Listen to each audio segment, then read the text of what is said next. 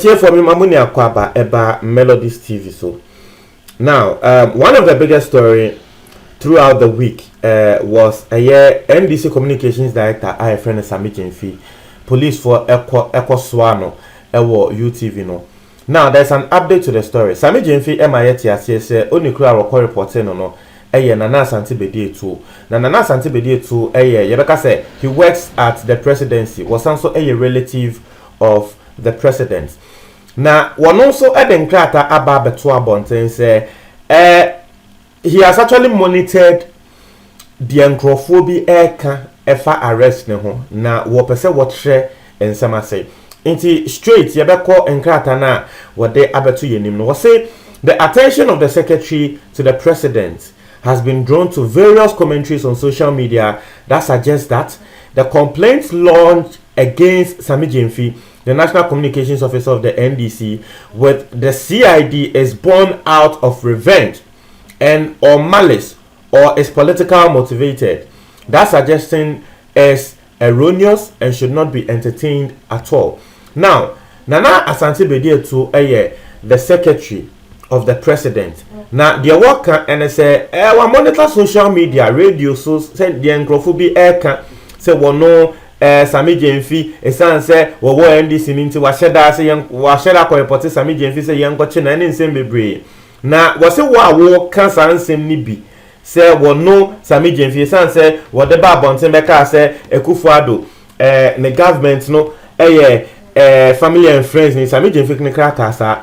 It sounds like Ekufuado government, your family and friends, in Yashada, my year channel, or so what one so cast and same nibino, a yentro, and yes, and a semno, etie. Now, was it the entire police for Ekokoche Sami Jenfi no? Based on one thing. So one no there was also Sami Jenfi edi bone. Na bone was also Sami Jenfi edi no. You better so later. But was one no there was also Sami Jenfi edi bone. And I one no there one my bapa and on my bapa we who say will be edi bone no. There was also here say we better kobo police for amane. Into no there he just did his part. So better kobo police for amane. Actually police for say bone we and Sami Jenfi why then we di. Now the entire election Sami Jenfi say police for etonsa friend no wanko. Police for say Sami Jenfi brana yenhwe se ne asem ne yebeye no. Sami Jenfi ye na adwen say wonko enu hunti na police for ekochi no.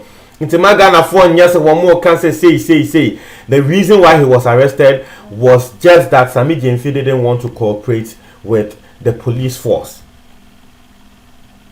Now was a complaint no okology in November 28th 2019. Now the entire Okology complaint. So this is the reason why I was saying, well, man, Sami Jenfi, or reporting my police for Sami Jenfi di boneno. Was say Sami Jenfi spread a forged memo. Not just say in krate bia yesu say enya ne kre. And Sami Jenfi at the bar bonting, at the begu a year the presidency no umunima say. Now the first memo no, it is attributed to the president's secretary. A year or no, Nana Asante Bedie too no. In Krate Bia, ye ma Nkrofo as say everyone no na so ye now so one year she in Krata no nim ho hwe a forged, a fake. Na a year no, and I say what the court to police for him say, we be the Krata to abonten, what the signature aka ho, Mesramo a bonnet. Eya bone kese e wo Ghana ha sei inti police for munhwa asem ni mu na mundi bi emame na de enti a wo ma ya kwache Sami Jenfi ne se Sami Jenfi e posti sa nkrata we eto wo no Sami Jenfi na nkasa ni Facebook page so inti obviously e chese Sami Jenfi e na was spread sa fake and sa forged documentation no.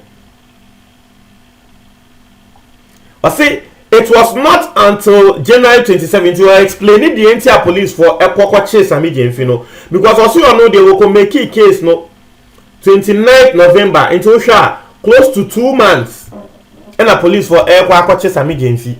It was not until January 27th 2020 that Sami Jenfi was arrested pursuant to an arrest warrant and questioned on the offenses of possession of forged documents and publication of false news with intent to cause fear and alarm, contrary to sections 166 and 208 of the Criminal Offences Act 1916. So sha Ghana Mbrana Sami Gyamfi etia no eno na waboso ewo ho. Na ahase no asema wakan ne say Sami Gyamfi no yakwache no. Na police for issue arrest warrants a womo de ekwache Sami Gyamfi no. Eno ene asema Nana Asante Bedi etu woka. It was said Sami Gyamfi was never arrested out of malice.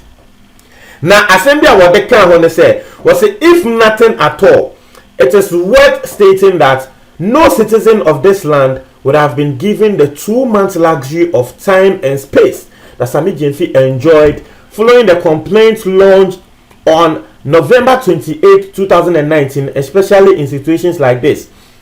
Was more can say hey Sami Gyamfi go expose the government into omokwache Sami Gyamfi ne kra eba bonte be ka asem no se mo ka asem no kra no nanka e wo se mo hu no se dabi police for kra no wo mo ama Sami Gyamfi free time because eye me ene wo na ye kodi sa abone na nanka the next day na police for ebeba aba beswayen police for enkotina baby entwen se wo me ne wo omo ntwen 2 months and so mo mbra mbeche yen ba wo hwe time I will report Sami Gyamfi na November.